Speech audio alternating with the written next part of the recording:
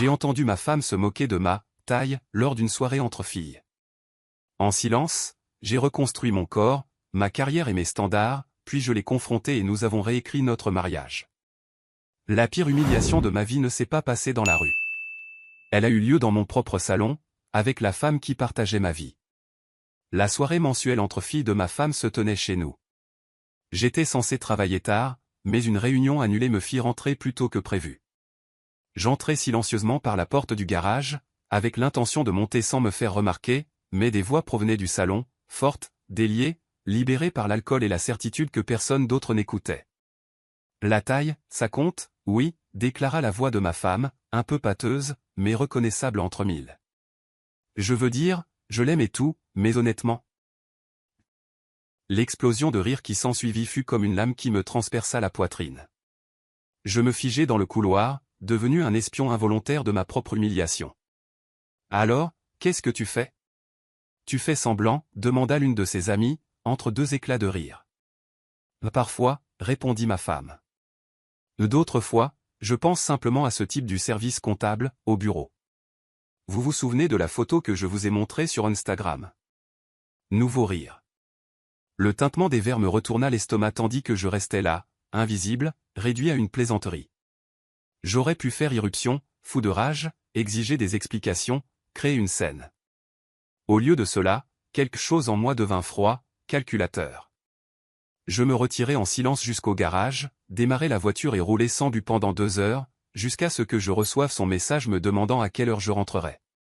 Quand je suis finalement rentré, ses amis étaient déjà partis. Elle m'accueillit avec un baiser qui me parut être une trahison, me demanda comment s'était passée ma journée avec la même bouche qui s'était moquée de ce qu'elle considérait apparemment comme mon insuffisance. Je répondis comme si tout était normal, l'observant avec un regard neuf, cherchant les signes du mépris que j'avais entendu dans sa voix cette nuit-là. Allongé à ses côtés dans le lit, je fixais le plafond, répétant chaque mot dans ma tête. Il ne s'agissait pas seulement de dimension physique. C'était une question de valeur. De respect. De savoir si la femme qui avait juré de m'aimer me voyait vraiment comme un homme. Le sommeil ne vint pas, les questions ne firent que s'amplifier. Depuis combien de temps se sentait-elle ainsi? Qui d'autre était au courant? Toute notre relation était-elle construite sur un fondement de déception secrète? L'acceptation vint après des heures de délibération silencieuse. Je regardais son visage endormi, paisible, ignorant la tempête qu'elle avait déclenchée. Dans ce silence, quelque chose changea en moi. La douleur initiale se cristallisa en détermination. Si elle mesurait la valeur d'un homme selon des critères aussi superficiels, je lui montrerais ce qui comptait vraiment. Je sortis du lit sans la réveiller et me tins devant le miroir de la salle de bain, étudiant mon reflet. L'homme qui me faisait face n'était pas défini par un seul attribut ni par les chiffres de notre compte en banque, ni par des centimètres, ni par rien d'aussi facile à mesurer et à moquer. La voie à suivre devint claire, d'une manière presque effrayante. Cette humiliation allait devenir une transformation. Non pour gagner son approbation, réalisai-je soudain, mais pour retrouver mon propre sentiment de valeur. Pour me reconstruire non pas selon ses critères, mais selon des standards qui comptaient vraiment. Je me éclaboussai le visage d'eau froide, un geste symbolique pour laver l'ancienne perspective. Quand elle se réveillerait, je serais le même mari attentionné qu'elle attendait. Elle ne saurait pas que je l'avais entendu, elle ne verrait pas les calculs derrière mes sourires. Les rouages étaient déjà en train de tourner tandis que je formulais un plan. Non par vengeance, mais pour quelque chose de plus profond, une redéfinition de la valeur qui, au final, révélerait exactement qui nous étions tous les deux. Le week-end se déroula dans un étrange théâtre de normalité. Je souriais au bon moment, je riais à ses plaisanteries et maintenais le rythme de notre mariage, tandis qu'une nouvelle conscience teintait chaque interaction. Heure après heure, je commençais à remarquer des choses qui m'avaient auparavant échappé, des pics subtils déguisés en plaisanterie, le léger roulement des yeux quand je parlais lors des dîners entre amis, la façon dont elle m'interrompait au milieu de mes phrases comme si mes pensées ne méritaient pas d'être menées à leur terme. Ces micro-agressions avaient-elles toujours été là, ou étais-je devenu hypersensible, cherchant des preuves de ce que j'avais entendu?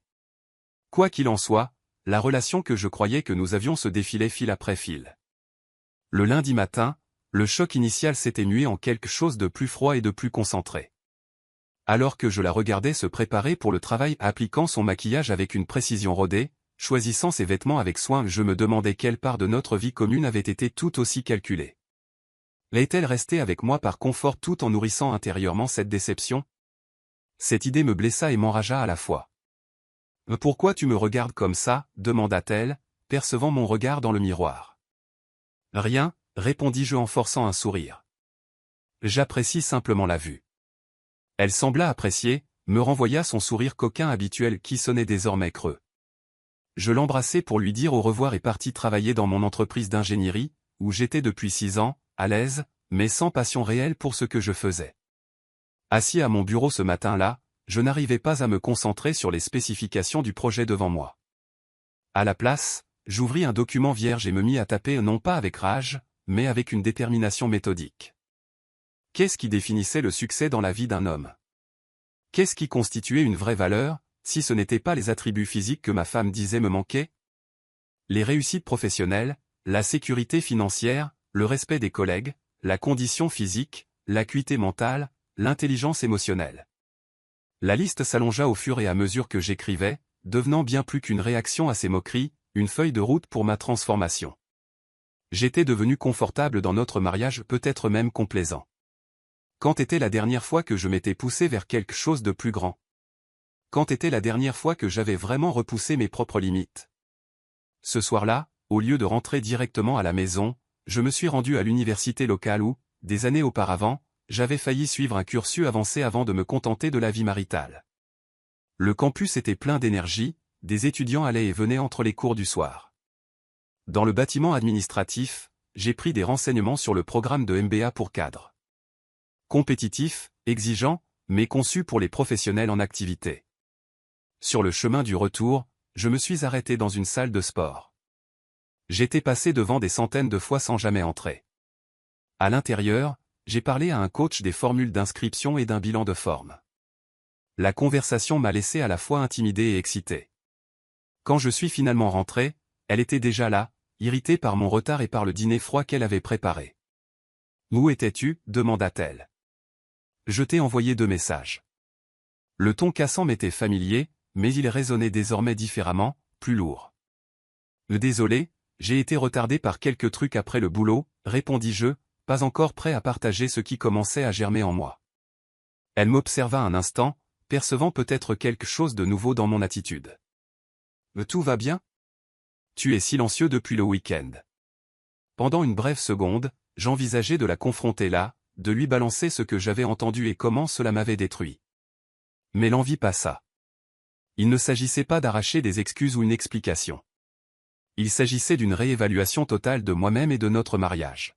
« Tout va bien » dis-je. Le mensonge vint facilement. Je pensais juste à apporter quelques changements. « Ah oui ? Quel genre de changement » demanda-t-elle, une lassitude apparaissant sur son visage. Je haussai les épaules, gardant un ton léger. Rien de dramatique. J'ai juste l'impression d'être un peu coincé, dans une routine. Je veux en sortir. Elle se détendit à ces mots et se mit à suggérer des choses comme changer de coupe de cheveux, acheter de nouveaux vêtements, des changements de surface qui n'effleuraient même pas l'abîme que je contemplais. J'acquiesçais de la tête, tandis qu'intérieurement, je calculais déjà les heures de ma semaine qui pourraient être réaffectées, l'argent qui pourrait être redirigé, l'énergie qui pourrait être réinvestie. Cette nuit-là, tandis qu'elle dormait à mes côtés, je finalisais mon plan. La transformation n'allait pas se faire du jour au lendemain, ni être si évidente qu'elle éveillerait les soupçons. Mais jour après jour, semaine après semaine, je me reconstruirais sur la base de mesures qui comptaient vraiment. Non pour son approbation et bien que sa réaction soit, bien sûr, une information précieuse, mais pour ma propre valeur. L'homme qu'elle avait ridiculisé cesserait bientôt d'exister, remplacé par quelqu'un de plus fort en tout ce qui compte réellement. Et dans ce processus pour devenir cette nouvelle version, je découvrirais si notre mariage méritait de survivre. 3 semaines après le début de ma transformation, les changements étaient encore discrets, mais immenses en moi. Mon inscription au MBA pour cadre avait été envoyée, accompagnée d'une lettre de motivation si claire et intense qu'elle me surprit moi-même. Le directeur du programme m'appela pour un entretien préliminaire, impressionné par mon parcours et la détermination que je démontrais. À la salle de sport, mes matinées commençaient à 5h30, bien avant que le réveil de ma femme ne sonne. Le coach avait établi une routine progressive qui me laissait épuisé, mais de plus en plus vivant. Des muscles que j'avais oubliés se rappelaient à moi avec une nouvelle raison d'être. mon alimentation était passée de « n'importe quoi de rapide » à quelque chose de planifié, même si je justifiais cela auprès d'elle comme une simple préoccupation pour ma santé, et non comme une partie d'un plan plus vaste. « Tu maigris ?» remarqua-t-elle un soir, sur un ton mêlant approbation et perplexité. « J'essaie juste de prendre mieux soin de moi », répondis-je, sans mentionner la feuille de calcul où je notais tout ni les objectifs que je m'étais déjà fixés pour les 6 prochains mois. Au travail, je m'étais porté volontaire pour un projet difficile que les autres ingénieurs avaient évité, la restructuration d'un système municipal d'infrastructures qui posait problème. Les heures étaient plus longues, la pression plus forte, mais ma concentration était devenue incroyablement plus aiguisée depuis cette nuit où j'avais entendu ces mots. Chaque calcul, chaque solution que je concevais semblait être une petite victoire, un pas pour regagner ma confiance professionnelle. J'avais aussi commencé, en silence, à étudier notre situation financière. Des années de confort et de complaisance avaient laissé nos économies dans une moyenne médiocre et nos investissements quasi inexistants. Sans rien annoncer, j'avais pris rendez-vous avec un conseiller financier qui me présenta des stratégies pour une croissance agressive mais responsable. Le lendemain, j'ouvris des comptes d'investissement séparés et redirigeai une partie de mes économies personnelles vers des options à plus haut rendement. Ma femme remarqua mes absences plus fréquentes, mes réveils aux aurores, mes retours tardifs, mais elle accepta mes explications concernant le travail et mon investissement pour ma santé. Parfois, je la surprenais à me regarder avec curiosité, comme si elle sentait un courant de changement couler sous la routine, mais elle n'insistait pas au-delà de questions superficielles. Ce qui me surprit le plus, c'était à quel point je ne regrettais pas nos anciennes habitudes. Les soirées devant la télé en pilote automatique, sans réfléchir à rien. Les week-ends remplis d'obligations sociales qui me vidaient de mon énergie au lieu de me nourrir. Les conversations qui ne dépassaient jamais les commérages et les plaintes. Tout cela commençait à ressembler de plus en plus aux vestiges d'une version diminuée de moi-même. 6 semaines plus tard, l'opportunité de participer à une conférence sur le leadership un week-end, organisée par un cabinet de conseil prestigieux, se présenta. Normalement, j'aurais refusé, préférant le confort de notre routine habituelle. Cette fois, je me suis inscrit sur le champ et j'en ai informé ma femme pendant le dîner. Ce week-end ? Mais on a le barbecue du quartier samedi, protesta-t-elle, sa fourchette s'immobilisant à mi-chemin de sa bouche. Tu peux toujours y aller, dis-je calmement. Cette conférence peut ouvrir des portes importantes pour moi, professionnellement. Je ne peux pas passer à côté. Elle me dévisagea longuement, son expression indéchiffrable. Tu es différent, ces derniers temps. Plus. Je ne sais pas, distant. C'était la première fois qu'elle reconnaissait directement le changement entre nous. Je réfléchis un moment avant de répondre, n'étant toujours pas prêt à tout révéler. J'ai été concentré, corrigé-je, sur mon amélioration, sur la construction de quelque chose de meilleur. Un meilleur que quoi, demanda-t-elle, un ton défensif pointant dans sa voix. Un meilleur que de se contenter de peu, répondis-je, simplement, soutenant son regard. Quelque chose traversa son visage à toute vitesse de la reconnaissance, peut-être, ou de l'inquiétude mais elle le dissimula vite avec un haussement d'épaule. D'accord. Ce qui te rend heureux, j'imagine. N'oublie pas nous pendant que tu t'améliores. L'ironie de la phrase ne m'échappa pas nous. Comme si elle ne m'avait pas réduit à une plaisanterie pour amuser ses amis. Comme si elle n'avait pas mesuré ma valeur à l'aune du critère le plus superficiel qui soit et m'avait trouvé insuffisant. Lors de la conférence ce week-end-là, je me suis retrouvé entouré de professionnels ambitieux, ayant une vision claire de l'avenir. Pendant une session de networking, j'ai engagé la conversation avec le PDG d'une entreprise d'ingénierie de taille moyenne, spécialisée dans les infrastructures durables, exactement le domaine dans lequel mon projet actuel ouvrait des voies. Votre approche sur le projet de rénovation du Westside est fascinante, commenta-t-il après que j'ai expliqué mon travail. Nous cherchons justement quelqu'un avec ce genre de perspective. À la fin du dimanche, j'avais sa carte de visite et une invitation à discuter d'opportunités dans son entreprise, qui connaissait une croissance rapide. La fourchette salariale qu'il mentionna avec naturel était presque le double de mon salaire actuel. En rentrant à la maison, je sentis un calme étrange m'envahir, comme si tout se mettait en place. 2 mois plus tôt, j'aurais écarté cela comme étant trop risqué, trop exigeant, trop loin de ma zone de confort. Maintenant, cela semblait n'être que la prochaine étape logique d'un voyage commencé dans l'humiliation, mais qui se transformait, de plus en plus, en une redécouverte de moi-même. Ma femme regardait la télévision à mon retour, les pieds repliés sous elle sur le canapé et un verre de vin à la main. Elle posa quelques questions protocolaires sur la conférence, prêtant à peine attention à mes réponses délibérément vagues. « Tu as manqué un super barbecue », dit-elle en faisant défiler les photos sur son téléphone. « Tout le monde a demandé de tes nouvelles. » Je me contentais d'acquiescer, en défaisant ma valise et en pensant à quel point nos priorités étaient devenues différentes, ou peut-être l'avaient-elles toujours été. Cela aurait dû m'attrister, mais à la place, cela apporta de la clarté. La distance grandissante entre nous n'était pas seulement de mon fait. C'était le résultat naturel de regarder notre relation sans illusion. « Je vais prendre une douche », annonçai-je, organisant déjà mentalement la semaine à venir. La décision concernant le MBA arriverait bientôt. Le projet municipal entrait dans une phase critique. La conversation avec le PDG était fixée à mercredi. Plus tard dans la nuit, alors qu'elle dormait à mes côtés, je mis à jour mon document de progression, transformation physique en cours, avancement professionnel accéléré, indépendance financière en processus, respect de soi grandissant chaque jour. L'homme qu'elle avait ridiculisé était en train de disparaître, remplacé par quelqu'un qui mesurait sa propre valeur à ses réalisations, et non à l'opinion des autres.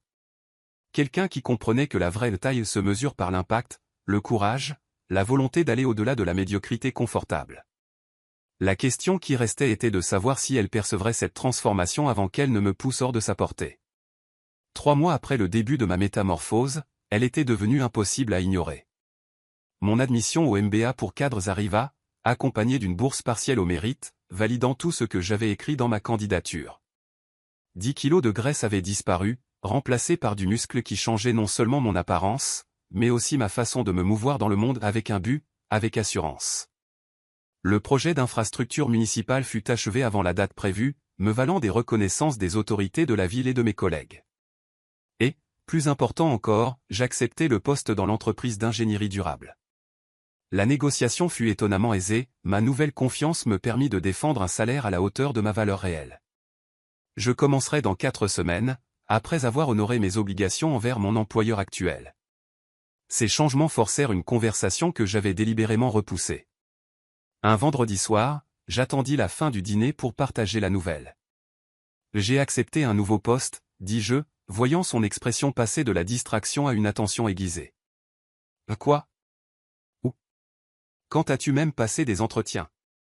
Les questions se bousculèrent tandis qu'elle posait son verre de vin sur la table avec un claquement sec.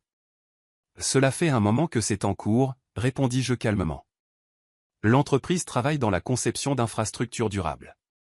Le poste offre bien plus de responsabilités et un salaire bien meilleur. Elle me regarda comme si elle voyait un étranger. « Et tu n'as pas pensé que tu devais en discuter avec moi avant de décider ? Et mon travail ? Mes amis ? Notre vie ici ?» La nature égocentrique de ses préoccupations ne me passa pas inaperçue. Ce n'était pas « est-ce ce que tu veux » ou « pourquoi cette opportunité est-elle bonne pour toi », mais comment cela affectait son confort, ses relations sociales. « Le bureau est à 40 minutes d'ici », expliquai-je. « On n'a pas à déménager. » Et pour en discuter avant. J'avais besoin d'être sûr que c'était la bonne décision avant de t'en parler. Ses yeux se plissèrent légèrement. « Il y a autre chose que tu ne me dis pas. Tous ces changements, la salle de sport, le régime, et maintenant ce travail. Qu'est-ce qui se passe, vraiment ?» La tension plana entre nous, lourde de possibilités. J'aurais pu tout lui raconter là, la conversation que j'avais surprise, l'humiliation, la réévaluation de notre mariage. Au lieu de cela, je choisis une vérité partielle. J'ai réalisé que je me contentais de moins que ce dont je suis capable dans ma carrière, ma santé, mes ambitions. Alors j'ai décidé de changer cela. « Et nous ?» demanda-t-elle, la voix maintenant plus basse. « Est-ce que tu t'es aussi contenté de nous ?» La question resta en suspens dans l'air, dangereusement proche du territoire que nous évitions. Je soutins son regard. « Je pense que nous avons tous les deux des choses à réfléchir sur ce que nous voulons de ce mariage, » dis-je finalement. Elle recula comme si j'avais levé la main. « Tu es en train de dire que tu veux me quitter après toutes ces années. Tu décroches un nouveau travail et soudainement, je ne suis plus assez bien. » L'ironie était si criante que j'ai failli rire. Au lieu de cela, je gardai mon sang-froid. Je dis que nous nous sommes habitués à des standards qui ne sont peut-être bons ni pour l'un ni pour l'autre. Je change ma vie, et cela affecte naturellement notre relation. Alors que suis-je censé faire pendant que tu deviens cette version améliorée de toi-même ? Rester ici à attendre et à espérer que je trouve encore ma place dans tes plans? La colère perçait dans ses mots, mais en dessous, je sentis autre chose, de la peur. Tu peux réfléchir à ce que tu veux vraiment, suggérai-je. Au-delà des apparences, au-delà de la routine confortable. Qu'est-ce qui te procure une vraie satisfaction? Quel type de relation te challenge à grandir, au lieu de simplement exister? Elle me regarda, confuse. C'étaient des questions que nous ne nous posions plus depuis des années, si tant est que nous l'ayons jamais fait. Notre mariage était devenu un schéma confortable de compromis mutuels et de rancunes avalées. Sa déception face à ce qu'elle appelait mon insuffisance, ma volonté d'accepter son manque de respect subtil. J'ai besoin d'air, dit-elle soudainement, repoussant sa chaise. Elle prit ses clés et son téléphone et sortit par la porte d'entrée sans un mot de plus. Je ne la suivis pas. Je débarrassai simplement la table, répondis à quelques emails concernant ma transition professionnelle. Quand mon téléphone bipa, je crus que c'était elle, mais c'était un message du directeur du MBA concernant les documents de pré-rentrée. Les heures passèrent. Vers minuit, j'entendis la clé tourner dans la serrure. Elle avait pleuré. Les yeux gonflés, le maquillage bavé. Elle était visiblement allée chez une amie pour parler de mon changement soudain et de mon comportement inadmissible. Je me demandais si c'était l'une de ces mêmes amies qui avait ri il y a des mois. « Je ne veux pas te perdre, dit-elle sans préambule, arrêtée sur le seuil de la chambre où je lisais. Mais je ne comprends pas ce qui se passe. Je fermai le livre lentement. Qu'est-ce que tu ne comprends pas? Pourquoi maintenant? Pourquoi tout d'un coup? Pendant des années, tu étais satisfait de ton travail, de notre routine. Tu n'as jamais parlé de te sentir vide, de vouloir plus. Et puis, soudainement, tu commences la musculation, tu t'inscris à un MBA, tu acceptes un autre emploi, on dirait que tu as eu une crise de la quarantaine du jour au lendemain. Le mot crise sonna faux. Ce n'était pas une crise, c'était un éveil. Pas un effondrement, mais un réalignement. Pourtant, je reconnus la confusion sincère derrière sa défense. Parfois, la clarté vient d'un coup, répondis-je avec prudence. J'ai réalisé que je mesurais ma valeur à l'aune de standards limités.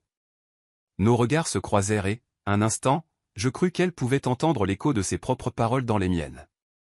J'ai décidé de changer la façon dont je définis le succès. Elle entra dans la chambre et s'assit au bord du lit. Et où est-ce que j'entre dans cette nouvelle définition? La question était honnête, vulnérable d'une manière qu'elle laissait rarement paraître. Je réfléchis attentivement avant de répondre, car je savais que cela façonnerait la suite entre nous. Cela dépend, dis-je finalement, de si tu veux connaître l'homme que je suis en train de devenir, ou si tu préférais la version que tu pouvais rabaisser facilement. Elle tressaillit légèrement, mais ne détourna pas le regard. Quelque chose passa entre nous. Peut-être une reconnaissance, peut-être la première secousse d'une fondation commençant à bouger. Je veux comprendre, dit-elle à voix basse. Aide-moi à comprendre ce qui a changé. Et nous avons parlé jusqu'à tard dans la nuit. Pas de ce que j'avais entendu, cette révélation viendrait plus tard, quand ce serait nécessaire, mais des ambitions trop longtemps mises de côté, du respect trop facilement sacrifié, des schémas d'interaction qui rabaissaient au lieu d'élever, de la différence entre un confort complaisant et une véritable réalisation de soi. Au matin, rien n'était résolu, mais quelque chose avait changé. Elle me regardait différemment, avec un mélange de lassitude et d'un intérêt nouveau, comme si elle me voyait vraiment pour la première fois depuis des années. Savoir si cette nouvelle perspective incluait un avenir ensemble était encore trop tôt pour le dire. L'important était que je me tenais désormais devant elle non pas comme la cible d'une cruauté d'ivrogne, mais comme un homme qui définissait sa propre valeur selon ses propres termes, des termes qui ne pouvaient être ridiculisés ou balayés d'une remarque lancée en riant à des amis qui ne signifiaient rien. Les semaines suivantes furent une étrange danse entre la distance et la découverte. Ma femme observait ma transformation avec une curiosité grandissante, et essayait parfois d'y participer. Elle venait courir le matin avec moi, me posait des questions sur mes cours de MBA. Ses efforts semblaient sincères, bien que timides, comme quelqu'un qui tente de rejoindre l'autre côté d'un gouffre qui ne cessait de s'élargir, sans savoir si son bras serait assez long pour le traverser. J'accueillais ces tentatives, mais sans en dépendre, gardant mon focus sur le chemin que j'avais choisi. Mon dernier jour dans l'ancienne entreprise arriva, marqué par des chaleureux au revoir de collègues qui avaient remarqué mon évolution. Pendant la petite fête, mon chef de service me prit à part. Quoi que ce soit qui a allumé ce feu en vous ces derniers mois, j'avoue être presque triste de vous voir partir maintenant, dit-il en me tapant sur l'épaule. Vous faites le meilleur travail de votre carrière. J'avais besoin de me rappeler de quoi j'étais capable, répondis-je simplement. Ses yeux, aiguisés par des décennies dans l'industrie, m'évaluèrent. On dirait que vous avez trouvé. Ma première semaine dans la nouvelle entreprise confirma tout ce que mon instinct m'avait dit. Les défis étaient immenses, les attentes élevées, mais je me surpris à les relever avec une énergie que j'avais oubliée. Mon équipe répondit à mon style de leadership avec enthousiasme, et le PDG qui m'avait recruté tint à souligner mes contributions lors de la réunion hebdomadaire de direction.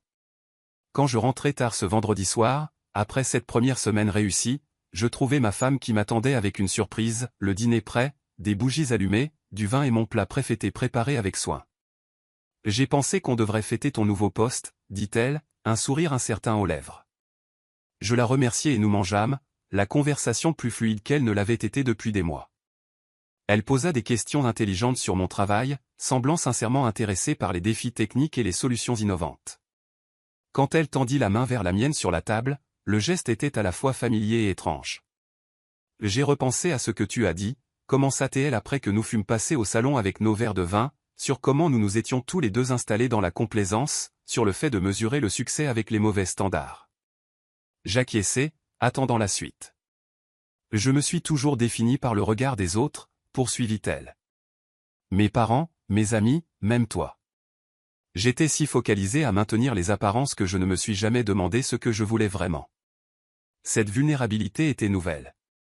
Ou peut-être avait-elle toujours été là, ensevelie sous la façade soigneusement entretenue de notre mariage. « Et que veux-tu » demandai-je, sincèrement curieux. Elle secoua légèrement la tête. Je n'en suis toujours pas sûr. Mais je sais que je veux être plus que juste l'épouse de quelqu'un, la collègue de quelqu'un, l'amie de quelqu'un. Je veux compter pour des raisons que je choisis moi-même. Les similitudes avec mon propre parcours étaient évidentes. Un instant, j'entrevis la possibilité d'une transformation pour nous deux, des chemins parallèles qui peut-être, un jour, se rejoindraient plus fort. Puis elle se rapprocha sur le canapé, sa main glissant le long de ma cuisse dans ce prélude connu. « Tu m'as manqué » murmura-t-elle, l'intention claire. On s'est à peine touché ces derniers mois. Je retins sa main avec douceur, l'empêchant d'aller plus loin. Avant que cela n'aille plus loin, il y a une chose que nous devons affronter. Elle se recula un peu, la lassitude revenant dans son regard. Quoi? Le moment était venu. La conversation que j'avais délibérément repoussée jusqu'à être solidement ancrée sur le terrain que j'avais moi-même bâti. Je pris une profonde inspiration. Il y a 3 mois, je suis rentré plus tôt du bureau pendant ta soirée entre filles, ici à la maison. Son visage se figea.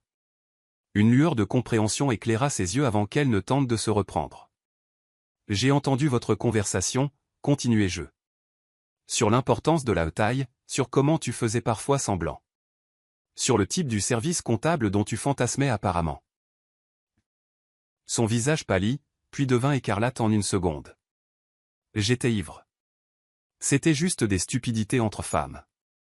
Tu sais comment c'est, tout le monde essaie d'exagérer pour avoir la histoire la plus absurde. Alors tu as fait de moi la punchline d'une histoire absurde juste pour impressionner tes amis.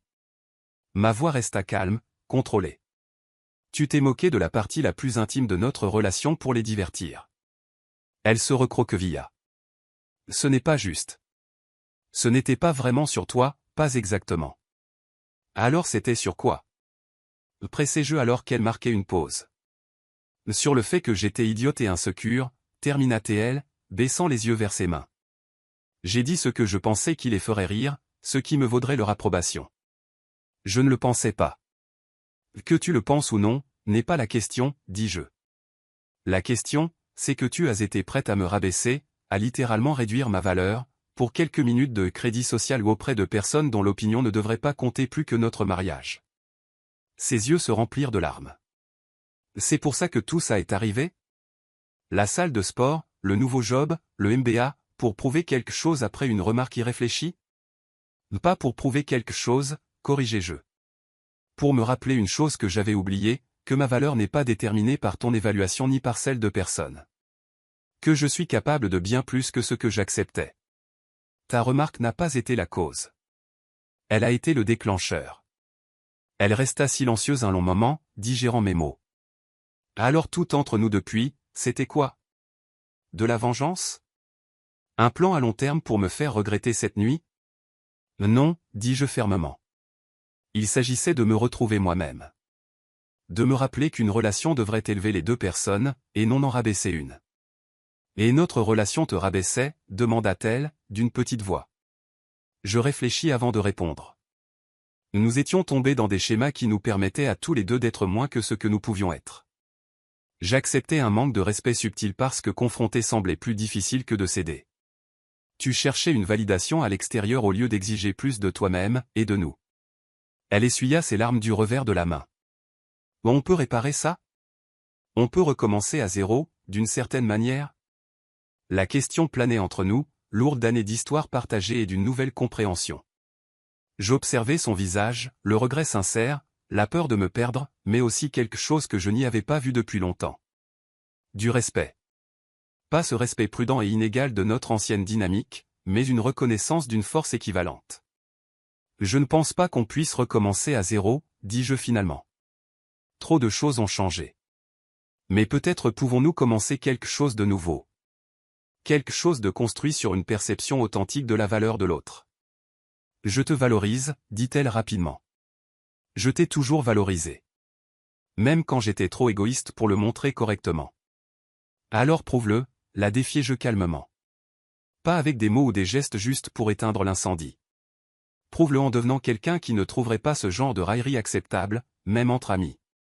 Prouve-le en définissant ta propre valeur avec des mesures plus profondes que l'approbation sociale. La compréhension apparut dans son regard. La perception que ce que j'offrais n'était pas un pardon simple, mais la chance d'une transformation parallèle. Non pas un retour à ce que nous étions, mais la possibilité de quelque chose de plus fort, de plus vrai. Je veux cette chance, dit-elle avec une détermination tranquille. Pour moi et pour nous. J'acquiesçai. Ne promettant ni ne refusant. Reconnaissant simplement son choix. Le chemin devant nous était encore incertain, mais pour la première fois depuis des mois, il existait une possibilité que nous l'empruntions ensemble non pas comme les personnes que nous avions été, mais comme celles que nous étions en train de devenir. 6 mois après cette conversation décisive, nos vies avaient changé d'une manière qu'aucun de nous n'aurait pu imaginer.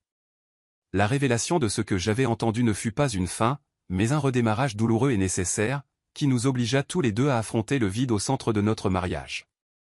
Ma trajectoire professionnelle continua de s'élever. Le MBA me challengeait intellectuellement et ouvrait des portes dont j'ignorais l'existence. Mon rôle dans l'entreprise d'ingénierie durable grandit alors que j'amenais 2 clients majeurs qui valorisaient notre approche innovante en rénovation urbaine. Les gains financiers suivirent naturellement. Mon salaire avait presque doublé, et des investissements stratégiques construisaient une sécurité que nous n'avions jamais priorisée auparavant. Mais, plus important encore, ma femme commença sa propre transformation. Après des semaines de réflexion profonde, elle s'inscrivit à un cours de psychologie clinique, suivant un intérêt pour le comportement humain qu'elle avait abandonné des années plus tôt pour une carrière corporative plus pratique. Elle réduisit ses heures de travail pour pouvoir étudier, replaçant d'anciennes ambitions au-dessus du confort financier immédiat. J'ai passé trop d'années à me soucier de l'apparence des choses, au lieu de ce qu'elles sont vraiment, expliqua-t-elle un soir alors que nous étions assis à consulter ses supports de cours. Je veux comprendre pourquoi je dépends autant de la validation externe, et peut-être un jour, aider d'autres personnes qui luttent avec ça aussi. L'honnêteté de son auto-analyse m'impressionna plus que n'importe quelle excuse. Elle confrontait non seulement la remarque cruelle que j'avais entendue, mais aussi les insécurités et les valeurs qu'il avait permises. Notre relation évolua avec un effort prudent, délibéré. Des conversations hebdomadaires devinrent des moments de vraie connexion, pas seulement un échange automatique d'emploi du temps et de plaintes. L'intimité physique, quand elle revint finalement, apporta un sens nouveau, un désir réel au lieu d'une obligation, une vulnérabilité mutuelle au lieu d'une performance, une présence authentique au lieu d'une routine. Or l'anniversaire de cette nuit qui avait tout déclenché, nous avions décidé de dîner dans un restaurant raffiné du centre-ville. La soirée avait un poids symbolique pour nous deux, même si aucun de nous ne l'avait exprimé à voix haute. En attendant le dessert, elle tendit la main sur la table et prit la mienne. J'ai beaucoup réfléchi à la valeur, ces temps-ci, à ce qui la définit, comment on la mesure, dit-elle, me regardant droit dans les yeux. Mon professeur nous a demandé d'analyser nos valeurs fondamentales pour un travail. Et c'est là que j'ai réalisé à quel point mes critères étaient superficiels. J'acquiesçai, l'encourageant à poursuivre. Il y a un an, j'aurais défini le succès par des critères si limités, l'apparence, le statut, le confort matériel. Et je jugeais les autres selon ces mêmes standards étriqués. Sa main serra légèrement la mienne. À toi y compris, d'une manière dont j'ai encore honte au plus profond de moi. Tout le monde évolue, dis-je. L'important est de réaliser quand nos valeurs doivent être révisées. Elle prit une profonde inspiration. Cette nuit avec mes amis. Sa voix baissa d'un ton. J'ai trahi quelque chose d'essentiel entre nous. Pas seulement par mes paroles, mais parce que j'ai accordé plus d'importance à leur approbation qu'à ta dignité. Parce que je t'ai réduit à un attribut physique au lieu de voir qui tu étais dans ton intégralité. Le souvenir de cette conversation que j'avais surprise ne faisait plus mal comme avant. À la place de la brûlure, il y avait une étrange appréciation pour tout ce qu'elle avait fini par réveiller. Puis un sourire effleura ses lèvres. Maintenant, je comprends que la valeur d'une personne ne se mesure pas en centimètres, ni en argent, ni en symbole de statut. Elle se mesure en intégrité, en courage, dans la volonté de devenir plus que ce que le confort permet. Elle ouvrit son sac et posa sur la table un petit paquet emballé. C'est pour toi. Non pas comme une excuse, nous avons dépassé cela. Mais comme une reconnaissance. À l'intérieur se trouvait une boussole vintage, magnifique, finement travaillée et parfaitement fonctionnelle. Au dos, une simple gravure disait « La vraie direction vient de l'intérieur ». Elle m'a fait penser à toi, expliqua-t-elle. À la façon dont tu as trouvé ton chemin alors qu'il aurait été si plus facile de rester perdu. À la façon dont tu t'es mesuré à des standards internes quand les externes ont failli. Le cadeau avait une signification qui allait au-delà de l'évidence. Il reconnaissait non seulement ce que j'avais accompli, mais la manière dont je l'avais fait avec des principes, non du ressentiment, avec de la croissance, non de la vengeance. Merci, dis-je simplement, et ce mot portait bien plus que de la gratitude pour l'objet. Plus tard dans la nuit, dans le silence de notre maison, elle posa la question qui planait sur nous sans avoir été formulée. Est-ce que nous allons y arriver? Vraiment, pas seulement exister côte à côte. Je la regardais, la femme qui s'était moquée de moi et la femme qui cherchait maintenant la compréhension avec la même intensité. Le chemin entre ces deux versions était fait de douleur et de possibilités. Je pense que nous avons une chance, dis-je avec honnêteté. Non pas à cause de qui nous étions, mais à cause de qui nous sommes en train de devenir. Non pas parce que la douleur a disparu, mais parce que nous l'avons utilisée pour construire quelque chose de plus fort. Elle hocha la tête, acceptant cet espoir prudent comme quelque chose de plus précieux qu'une consolation facile. La femme que j'étais il y a un an ne méritait pas cette seconde chance, dit-elle. J'étais obsédée par les apparences, prête à rabaisser les autres pour me sentir plus grande. Et l'homme que j'étais il y a un an n'aurait pas eu le courage d'exiger mieux, complétais-je. Il acceptait un manque de respect subtil parce que confronter semblait plus difficile que de céder. Nous restâmes là, dans le silence, avec cette compréhension partagée. Reconnaissant que notre croissance s'était faite sur des chemins parallèles, mais séparés. Savoir si ces chemins finiraient par se croiser pour de bon restait une question ouverte ou une question qui ne serait pas répondue par des promesses, mais par des choix répétés au fil du temps. Ce que je savais, avec certitude, c'est que la moquerie que j'avais entendue avait perdu le pouvoir de me définir. La transformation qu'elle avait provoquée était devenue autonome, mue non par une fierté blessée, mais par une ambition réelle. Les réussites qui avaient suivi aux professionnels, financières, personnelles n'étaient pas une réaction à ces paroles. Elles étaient l'expression d'un potentiel que j'avais toujours eu, mais que je n'avais jamais pleinement assumé. La vraie taille, j'ai découvert, ne se mesure ni en dimension physique ni par l'évaluation de quiconque. Elle se mesure par le courage de se définir soi-même quand les autres tentent de vous réduire. Par la force d'utiliser la douleur comme une impulsion, et non comme une excuse. Par la sagesse de comprendre que la vraie valeur ne vient pas de ce que les autres voient en vous, mais de ce que vous exigez de vous-même. Cette réalisation, plus que n'importe quel succès extérieur, fut la mesure réelle de mes progrès. Et, quoi qu'il advienne de notre avenir en tant que couple, c'était un standard auquel je ne renoncerai jamais.